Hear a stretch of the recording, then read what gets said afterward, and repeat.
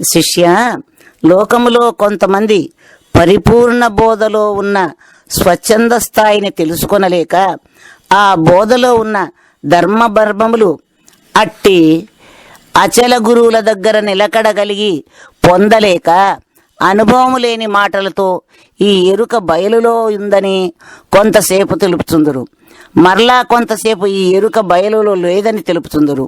ఇట్లు తెలుపుటకు వారికి సిగ్గు కూడా ఉండదేమో. ఎరుక బయలులో ఉన్న ఎడల ఉన్నదని తెలుపవచ్చును, లేక ఉన్నచో లేదని తెలుపవచ్చును. చీచి, ఈ ద్వంద్వపు మాటలు ఎన్నడూ వినకూడదు. వారి ప్రక్క కూడా ఉండకూడదు. చండాలమును శరీరమునకు పూనుకొనడం ఎందుకు? దుర్గంధమని మరలా కడగడం ఎందుకు? అటులనే ఈ ఎరుక బయలు గుర్తుందని తెలుపడం ఎందుకు? ఈ ఎరుక బయలగుతుందని తెలుపడం ఎందుకు? మరలా బయలు కానరాదని తెలుపడం ఎందుకు? ఈ నిలకడలేని గురు బోధలను ఎన్నడూ నీవు వినబోకము. ఆ మాటలను కూడా నీ చెవిలేనికి రానియకము. ఉదయం నుండి సాయంత్రం వరకు కష్టపడి వడికిన నూలుదారముతో పొయ్యిని వెలిగించినట్లు లోబి బుద్ధి గల ఎరుక భ్రాంతి పరులు పరిపూర్ణ బోధను చిన్నాభిన్నము చేయుచుందురు. అన్నపు సూక్ష్మాంశము మనుసెన్నగ నీరంబు ప్రాణమెన్నడు ప్రాణమీరుగుము. అన్నపు సూక్ష్మాంశము మనసెన్నగ నీరంబు ప్రాణమెరుగుము. ఈ రెండెన్నడు కలియవు నాడే సున్న సుమీ ఎరుక మాట సుగుణ సంపన్న. కలసుటే ఎరుక సుమీ ఇంతకన్నా ఉన్నదెరుక మూలమున్నది వినలేదు. ఎన్నాడు ఈ భ్రాంతి నిన్నంట నివ్వకు సుగుణ సంపన్న. కలసుటే ఎరుక సుమీ ఇంతకన్నా. శిష్య, ఏ ఎరుకను సకల శాస్త్రములలో దైవముగా నిలిపి పోషించుచున్నారో ఆ ఎరుక రహస్యము విచారించబోయిన ఎడల మనము నిత్యము భోంచేయుచున్న అన్నము జీర్ణకోశములో బడి అచ్చట 3 భాగములై ఆ 3 భాగములలో స్థూలాంశము మలముగాను, మధ్యాంశము మాంసముగాను, సూక్ష్మాంశం మనస్సుగాను ఏర్పడుతున్నది. ఇక మనం త్రాగే నీరు కూడా 3 భాగములై ఆ నీరు స్థూలాంశం మూత్రముగాను, మధ్యాంశం రక్తముగాను, సూక్ష్మాంశం ప్రాణముగాను ఏర్పడుతున్నది. ఇట్లు అన్నము వలన మనస్సుయును, నీరు వలన నాసికలో వచ్చు ప్రాణమును కలుగుతున్నది. ఈ ప్రాణ మనస్సులు 2 జాగ్రత్తావస్థలో ముఖస్థానమందు కలిసినప్పుడు మాత్రము నేను నేను అని గుర్తెరిగే ఎరుక ఏర్పడి నానా సంకల్పములు, నానా కోర్కెలు జనించుచున్నవి.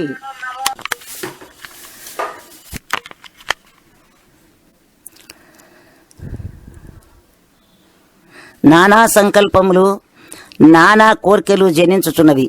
స్వప్నావస్థ, సుషుప్త్యావస్థలలో ఆ మనస్సు ముఖస్థానమును విడచి కంఠస్థానము, నాభిస్థానము చేరుట వలన, అక్కడ ఎరుక లేక ఉండుట వలన ముందుండు జాగ్రత్తావస్థలో ఉన్న అభిమానములు, కోర్కెలన్నీను కోల్పోవచ్చున్నవి.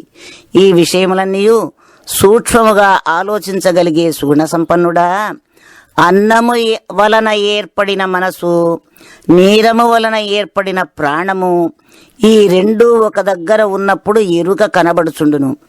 ఈ 2 వేరైన ఎడల ఎరుక కనపడకపోవచ్చుండును.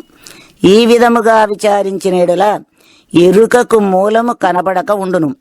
అందువలన ఈ ఎరుక భ్రాంతిని ఎన్నడూ నీ దగ్గర లేకయే చేసుకొనవలెను.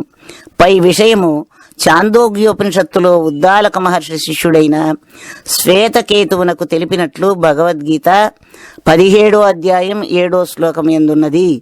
ఎరుకోత్పత్తి లక్షణము 5వ అధ్యాయం సమాప్తము. శిష్య, ఏ ఎరుకను సకల శాస్త్రములలో దైవముగా నిలిపి పోషించుచున్నారో ఆ ఎరుక రహస్యము విచారించబోయిన ఎడల మనము నిత్యము భోంచేయుచున్న అన్నము జీర్ణకోశములో బడి అచ్చట 3 భాగములై ఆ 3 భాగములలో స్థూలాంశం మలముగాను, మధ్యమాంశము మాంసముగాను, సూక్ష్మాంశము మనస్సుగాను ఏర్పడుతున్నది. ఇక మనము త్రాగే నీరు కూడా 3 భాగములై ఆ నీరు స్థూలాంశము మూత్రముగాను, మధ్యాంశము రక్తముగాను, సూక్ష్మాంశము ప్రాణముగాను ఏర్పడుతున్నది. ఇట్లు అన్నము వలన మనసుయున్నో, నీరు వలన నాసికలో వచ్చు ప్రాణమున్నో కలుగుతున్నవి. ఈ ప్రాణమనస్సులు రెండు జాగ్రత్తావస్థలో ముఖస్థానమందు కలిసినప్పుడు మాత్రము నేను నేను అని గుర్తెరిగే ఎరుక ఏర్పడి నానా సంకల్పములు, నానా కోర్కెలు జనించుతున్నవి.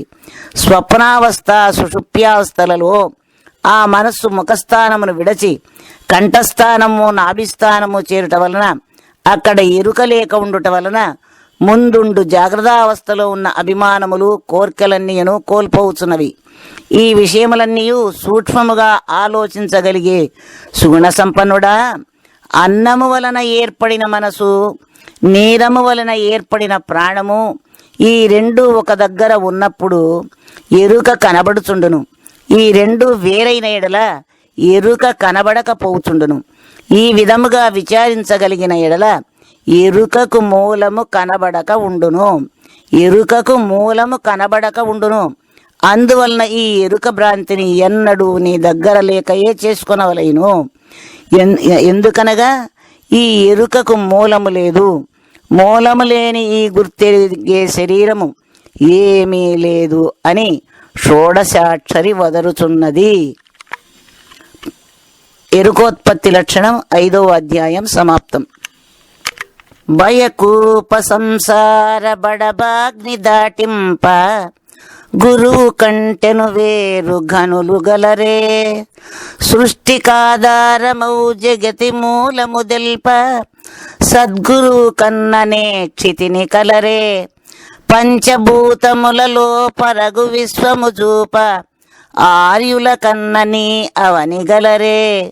చావు పుట్టుకలు లేని సత్యంబు నెరిగింప దేశికేంద్రుని కంటే ధరణి గలరే. హరిహరాదులకేదియో ఆశ్రయంబు సూర్యచంద్రులనేదియో శోభపరచు పరగు ఆదివ్య తత్వంబు బడయవశమే. ఈశుడే దేశికేంద్రుడై వేగకున్నా సద్గురుండని నమ్మి సర్వకాలములందు ఏమారకెదలోన వేడుచుంటి.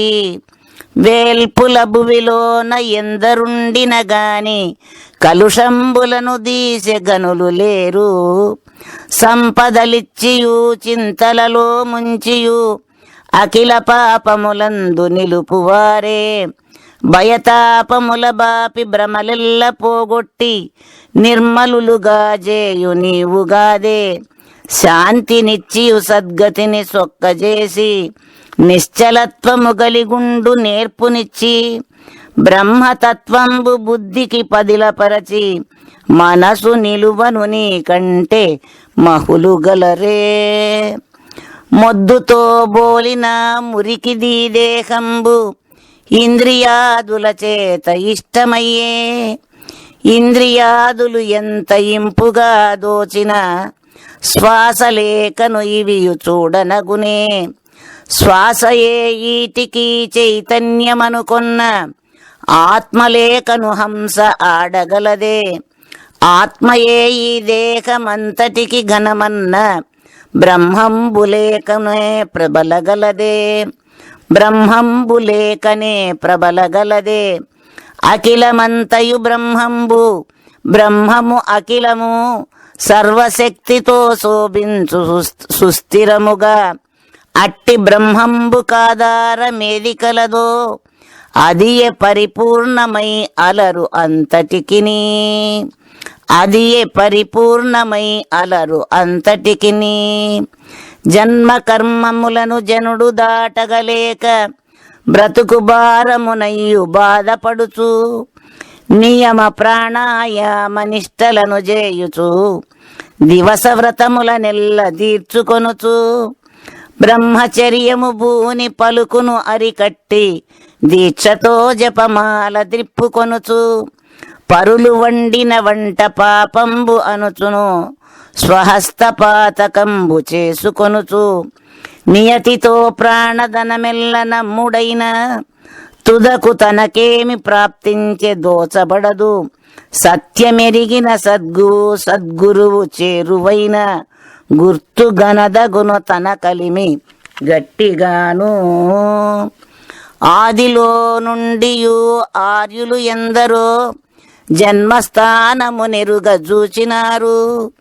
ఈశ్వరుండని ఒకరు, విష్ణువేయని ఒకరు, ఆదిశక్తి అని ఒకరు, ఆత్మ ఒకరు, పరమాణువని ఒకరు, పంచభూతములొకరు, బ్రహ్మమే అని ఒకరు, ప్రకృతి ఒకరు, మూలమాయని ఒకరు, మూర్తులే అని ఒకరు, కర్తలేడని ఒకరు, కర్మమొకరు, తలకు ఒక రీతి శాస్త్రములు తెలిపినారు.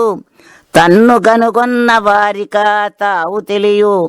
అచల పరిపూర్ణ మెరిగిన అందు ముక్తి, సత్యమెరిగిన భ్రమలల్ల సమసిపోవు.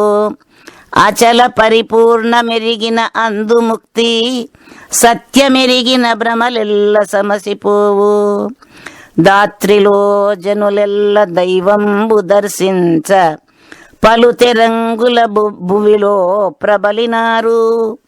ఉపవాసములనొకరు, వ్రత పూజలందొకరు, మూర్తి ధ్యానమొకరు, అనుష్ఠానమొకరు, మంత్ర జపము ఒకరు, మౌనంబులోనొకరు, శక్తి పూజలనొకరు, సిద్ధులొకరు, అష్టాంగ యోగములొకరు, అమ్మదయనొకరు, వంటి పూట ఒకరు, వివస్త్రయొకరు. దినదినానికి ఈతనవు తరగుపడుటే నిజము గనబోరు ఆ వేల్పు నందబోరు. సద్గతెరుగరు తీరవు సంశయములు, తన్నెరింగిన గురువు చే తీర్పుబడక. పనిబడి శాస్త్రముల్ పరిశోధనము చేయ గురువు గురువని బుధులు గుర్తు చేసే. సద్గురు దరిజేరి సురముని జనులెల్ల మూలస్థానము గనియు ముక్తిలైరి. జన్మతో గలిగిన జగము అంటును బాయ, గురుదేవుని గనులు గుర్తు చూపే. ఆ గుర్తు విడచియు ఏ గుర్తు పోయినా దరిలేని సంసార దహనమగును. సర్వలోకంబులకు ఏది సారమగునో మహిని మహోన్నతమగుచు ఏ మార్పులేక. వెలయు సత్యంబు నెరుగును ఎవరి వశము, నిజము నెరిగిన గురుస్వామి నేర్పకున్నా. నిజము నెరిగిన గురుస్వామి నేర్పకున్నా.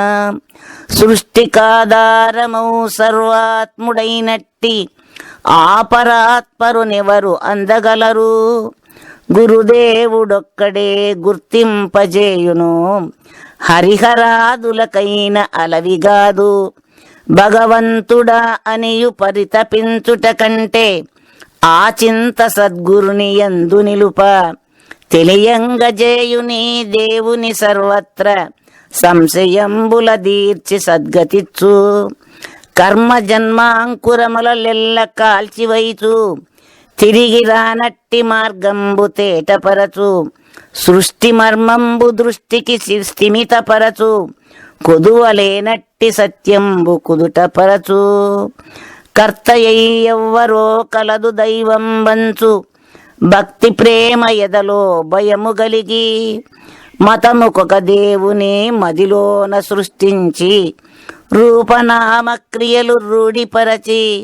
మా అల్లా అని ఒకరు, మా యేసు అని ఒకరు, మా రాముడని ఒకరు మమతలుంచి. నిష్ఠాగరిష్ఠులై ఇలలోన ఆ విభుని పొంద యత్న పడుచు ప్రబలుచుంద్రు. విమల గుణదాముడైన ఆ విశ్వమయుని స్మరణ చేతనే బుధ జనులు చకితులైరి. దర్శనంబైన అది ఎంత దొడ్డదగునో, గురుదేవు చేతను చిటికలో